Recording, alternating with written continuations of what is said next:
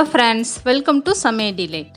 இன்றைக்கி நம்ம வீடியோவில் வாழைக்காயை வச்சு ஒரு சூப்பரான சைட் டிஷ் எப்படி செய்கிறதுன்னு தான் பார்க்க போகிறோம். வாங்க வீடியோக்குள்ளே போகலாம்.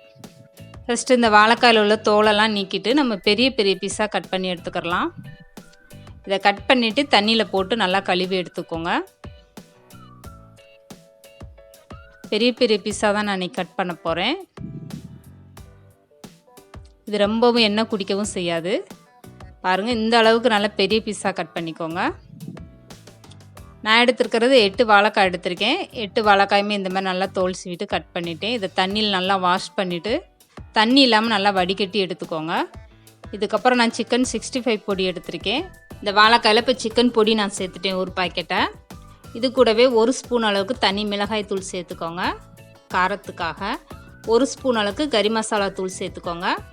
கொஞ்சமாக உப்பு சேர்த்துக்கோங்க. ஆல்ரெடி சிக்கன் பொடியில் உப்பு இருக்கும், அதனால் நம்மளுக்கு உப்பு அதிகம் தேவையில்லை.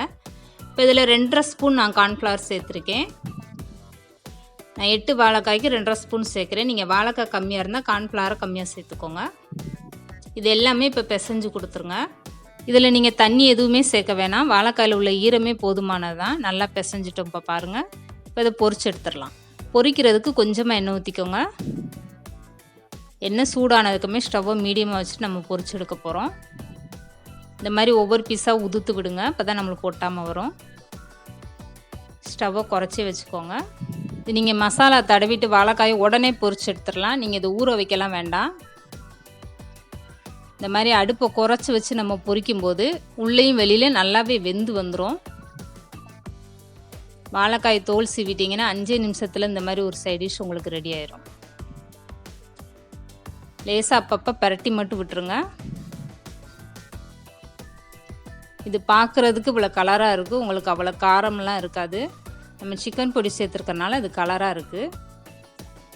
பாருங்கள், இப்போ சூப்பராகவே வாழைக்காய் நம்மளுக்கு ரெடி ஆயிடுச்சு. நல்லா செவந்து வந்துருச்சு. இந்த ஸ்டேஜில் எடுத்துடலாம். எல்லாமே